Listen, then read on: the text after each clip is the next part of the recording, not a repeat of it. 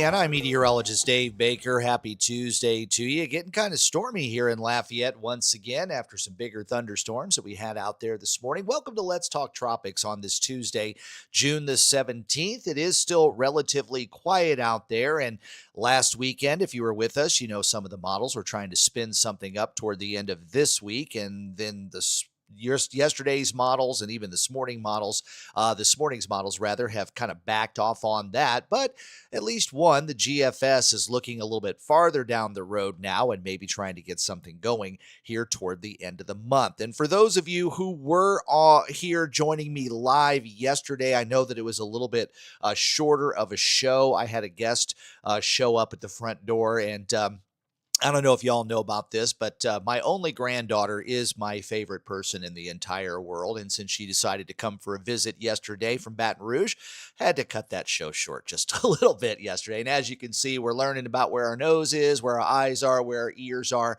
and everything else a 16-month-old little girl is ready to do. And her favorite game right now is playing chase around the kitchen. And she can point to my nose and say, Papa. So I'm really excited about that. Had a wonderful day yesterday with my little granddaughter. So let's move on here as I let the pride out. 84 degrees. We do have some thunder here in Lafayette. Not raining at my house right now, but there is thunder in and around the area. I've got one of my sons that's been trying to get in some swim lessons that he teaches over the last several days. Hopefully he's getting that lesson in today before any lightning comes around. It is 84 out there with our heat index running at 92. Might have dropped a little bit since I updated this temperature, but because that storm that's kind of nearby, those winds are out of the south at 18, gusting at times up to 24. Now, we've got sunshine on a lot of our traffic cams, particularly there over toward Brobridge, Henderson, and on the eastern side of Lafayette at Louisiana Avenue. I-10 and I-49 there, that's the westbound traffic that's kind of locked up there.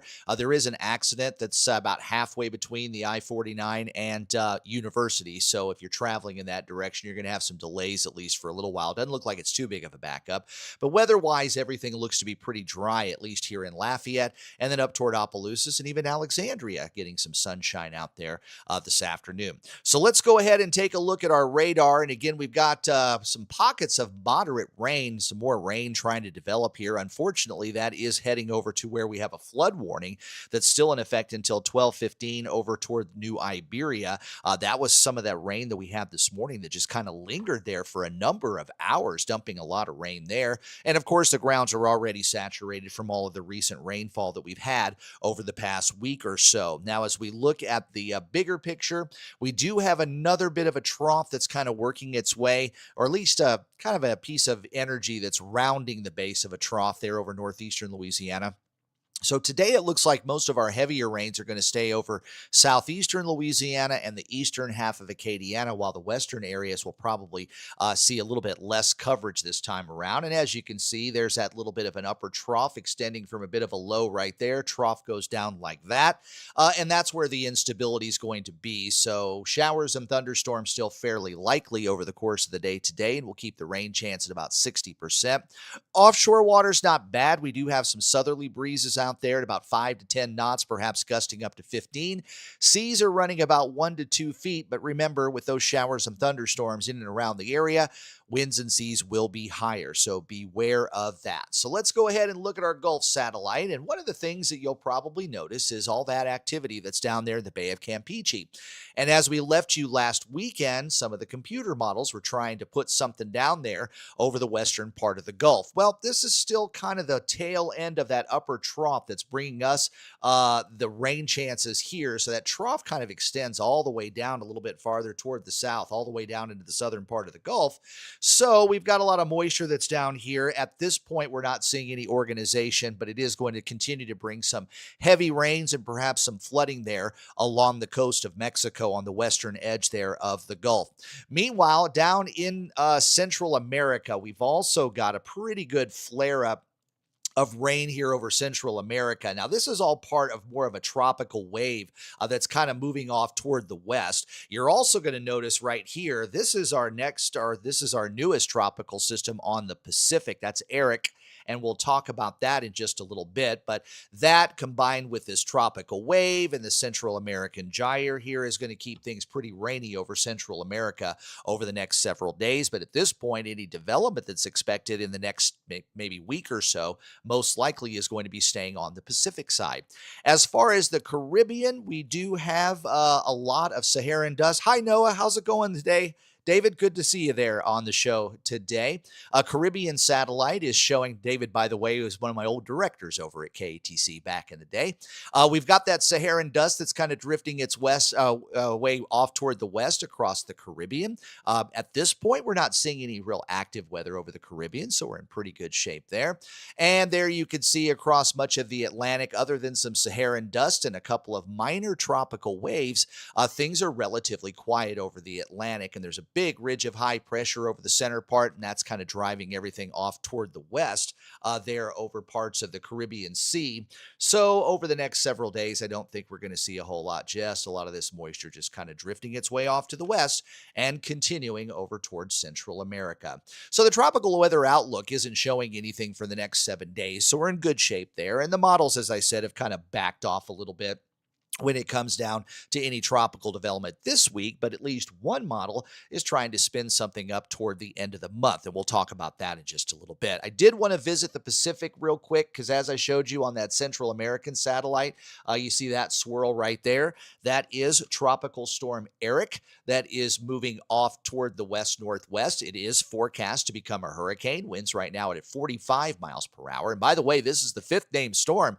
on the Pacific side, so they're actually a little bit ahead of schedule when it comes to tropical systems for the hurricane season. Remember, the Pacific side's hurricane season starts on May 15th, so they've got a little bit of a jump start on us, but they've already got 5 named storms under their belt and probably more to come here over the next couple of weeks.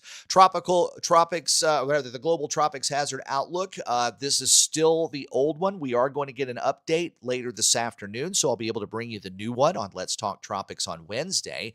But as it was saying last week, the areas where we think that we were going to see any chances for development most likely was going to be on the Pacific side for the next couple of weeks. And then, of course, there is that little highlight there over the Bay of Campeche, which so far has not happened. But again, this takes you out from the 18th to the 24th. So we'll get a new update on the Global Tropics Hazard Outlook coming up for you later this afternoon. I'll put those on social media, but then I'll bring it to you on Acadiana Weather Today's Let's Talk Tropics coming up on Wednesday. So let's real quick start to go through some of the models. Again, taking you out just 10 days. Don't like to go out much farther than that, even though the GFS model does go out 16 every run, and the European model goes out 15 every other run, 15 days that is.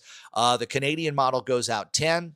And the Icon model goes out 7. So we always start with our global models just to kind of look at the trends of what's going to be happening over the next couple of weeks or so. And there at the very end of the GFS, you might have seen a little swirl of low pressure, maybe an eddy coming off of that tropical system over the Pacific there. And watch here in the last few frames there in the Western Gulf, you can see a little bit of a flare up there, but that's not going out until about June 26th or June the 27th. So toward the end of the month, and it does look like it tries to steer that off toward the northwest.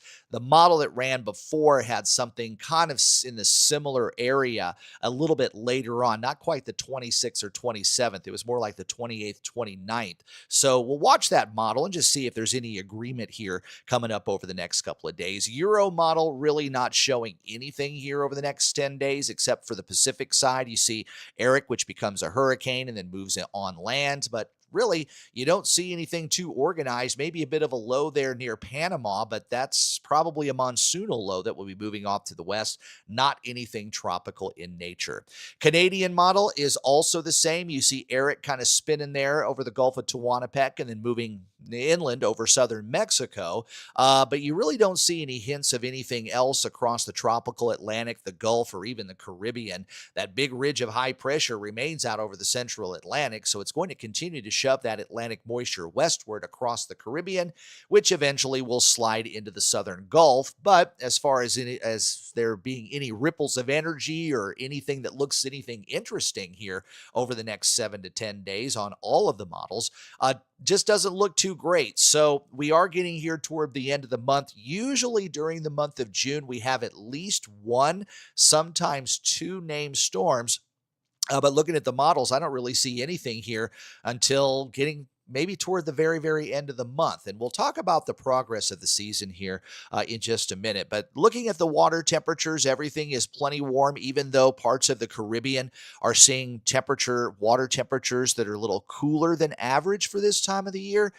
The entire Caribbean, the entire Gulf, and much of the Western Atlantic is open for business when it comes to that temperature being at 80 degrees or warmer at the surface. And I know these are Celsius temperatures, but anything that's at 26 or higher, so basically anything that's yellow or brighter on this graphic, is an area that could sustain tropical activity based on water temperatures below.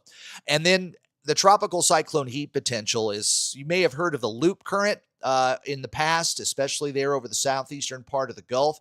Loop current right about in there. That has been responsible a number of times for rapidly intensifying tropical systems. And the reason is because when we talk about our sea surface temperatures, the key word there is surface. That's the temperature at the top of the water. What this represents is how deep that 80-degree water would go.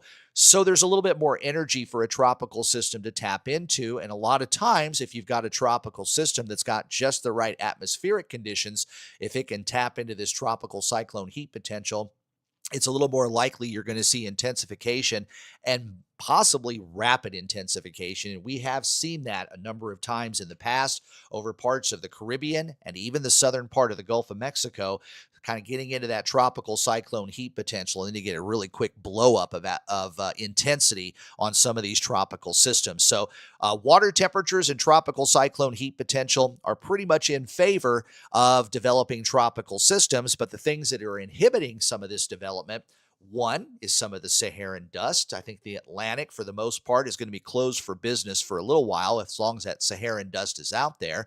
But you see the Gulf and the Caribbean seem to be a little bit less covered with that Saharan dust. So maybe if something were to try to develop, especially over the far western Caribbean or the far western Gulf, there might be a chance for at least some minor development. And the other thing that's inhibiting any tropical storm development is wind shear. When you get big differences in wind shear from the bottom of the atmosphere to the top of the atmosphere, it can kind of topple over or tear apart developing tropical systems. So anything that's in that formation stage running into some of this high wind shear, particularly there over the Caribbean, would be instantly just kind of torn apart. And even an already developed system would have a hard time maintaining its strength when you have high wind shear. So when the wind shear is a little bit lower and you get a tropical system trying to develop, it'll have an easier time because the center of that circulation is going to be a lot more vertically stacked. It's not going to be blown over as it would if you've got high wind shear. So our hurricane season normally is pretty quiet during the month of June and July. As I said, we normally have one, sometimes two tropical systems during the month of June, but it really ramps up as we head into the middle part of September. September 10th is generally known as the peak of the hurricane season. But if you break it down by dates, usually the first named storm in the Atlantic Basin on average will have happened by June the 20th. We're already at June the 17th. So at this point, it looks like we're going to get a little bit behind schedule when it comes to normal on the developing tropical system. So anything that's below normal or behind schedule is always a good thing when it comes to hurricane season. But you can see there, usually get one during the month of June, but you usually don't start to get your first hurricane until the middle part of August. And again, this is what you would normally see. Of course, the last several years have been somewhat abnormal. Last year, we had Category 5 Hurricane Beryl that had fired up, I think, at the end of June and maybe made Cat 5 by the time we reached the beginning of July. So we were already off to a really busy start back in 2024, and then everything kind of slowed down because of the Saharan dust, but then ramped up again there toward the end of the hurricane season, which actually is somewhat normal too. August, September, October are always the busiest months when it comes to hurricane season. Well, that's what I got for you. If you like this video, please hit the like button, subscribe to my channel, and also turn on those notifications. You can hear my forecast every day on Big 102.1, Planet Radio 106.7, and Freedom 95.1. Also, follow my social media pages for daily updates when it comes to our weather forecast or radar updates, both on Facebook and X. And of course, thanks to everyone who has subscribed to Acadiana Weather Today, and thanks to everyone who's listening and commenting on this show. I'm Meteorologist Dave Baker. I hope you all enjoy the rest of your Tuesday, and I'll see you tomorrow morning at 7 for Acadiana Weather Today. Have a good one.